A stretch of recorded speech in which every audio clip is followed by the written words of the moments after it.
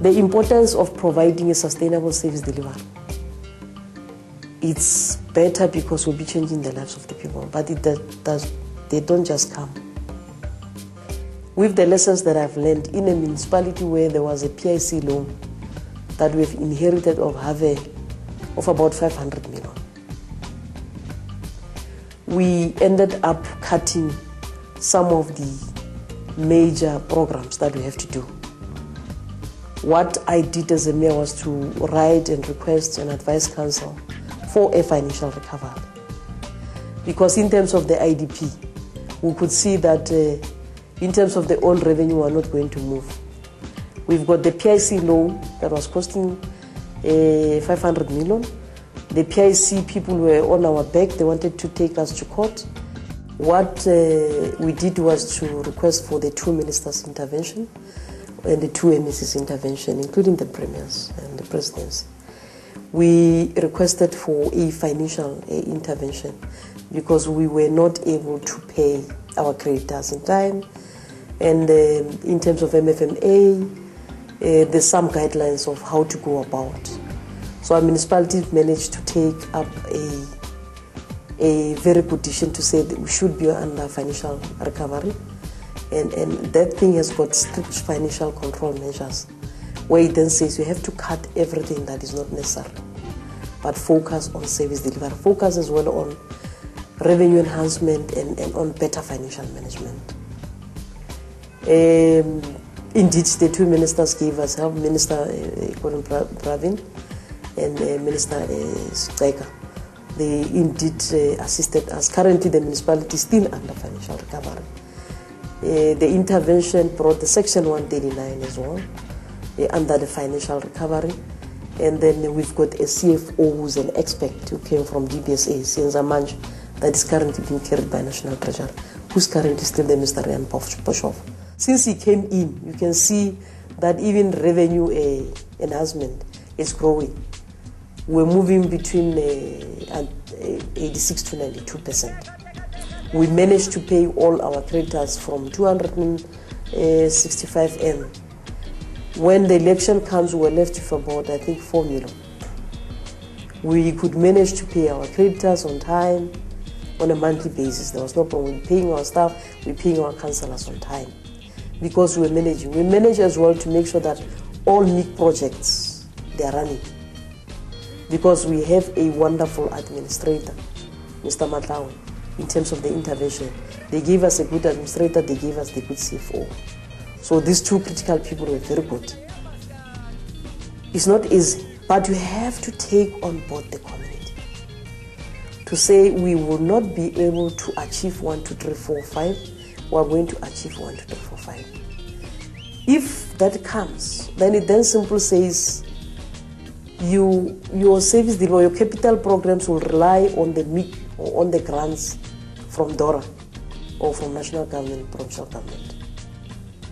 Because with the little that you're recovering, you have to look into the internal control, payments of staff, doing this and this, paying your creditors and so forth and so forth. It took long before we finally say we must go for a financial recovery, because you have to make sure that even your councillors understand the implications of the financial recovery process. You have to make sure that your employees understand when you say you cut overtime, you really mean you cut overtime. And that there should be a compliance, or your senior managers must abide by what they advise me and what I advise council to take in terms of. So when I speak of financial recovery, I think what we did as a municipality was to cut anything that deal with catering. That was one. Was to cut overtime. Was to stop stop filling all the vacancies that are not critical, but reprioritize the critical positions, because we cannot stay without an engineer for water and sanitation. As the executive mayor, you must make sure that, one, there is proper planning and budgeting processes that kickstart. The second issue that you must do as the mayor is to ensure that there is a very good cash flow management, to ensure that you can be able to address issues of debt controls and so forth and so forth. you must ensure that you understand and develop a good revenue management, policies and bylaws that you can recommend council to adopt. You must know how you pay your creditors. Make sure that you don't overspend. And because if you overspend and there is no income, there is no balance between your expenditure and your income, it then says there's going to be crisis. You are not going to be able to manage your cash flow properly. The advice I'll provide the mayor, if the entire citizens in the rural areas are indigent, is to quickly, as a matter of speed, develop and do what is called the indigent register. So that from that particular report, the mayor will be able to assess, when he does his budget, the first budget, really how many people are working. When I'm saying we're going to receive this particular income, will it be a real income, or will it be just an estimate? Because I think gone are the days of thumbsucking. If you thumbsuck, you put your municipality into danger, because you are not going to be able to provide services to the community. Because you thumbsuck that you'll have about 300 million revenue that you'll get, and you'll expend 300 million, whilst you're going to get 100 million.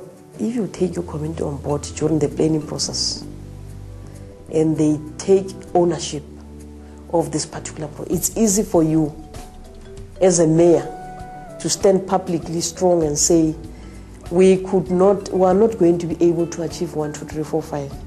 Because in terms of our revenue, we've got so much to date, we've got so much limited, we've got so much received from MIC, and those that from MIC, we've got so much spent, and it's targeted for these particular programs. With our own revenue, these only capital programs that we can. In service delivery, communities, they don't care about the internal issues. They want to see water coming out in a term.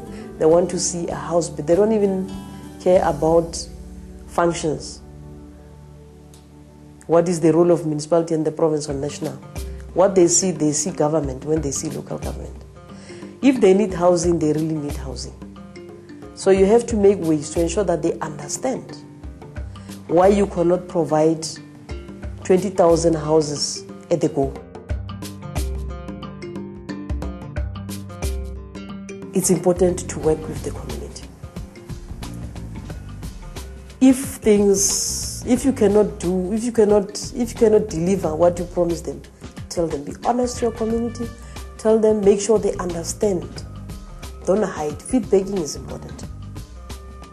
Therefore, strengthening of ward committee systems is important. Ensuring that our ward councillors feedback to the community on a monthly basis or quarterly basis is important. Ensuring that the community plays a role in developing an agenda for the council is important. Because without the community saying what they need, what will council be doing? There is no way that we can continue to develop an agenda for our community. Our community develops the agenda. They must play a role. Our ward committee systems, whatever they got in the committee, on the monthly committee meetings, they must make sure that it comes in the systems of council, and from there the council, the speaker and the mayor must derive what they think must go to council and what they think must go to other departments.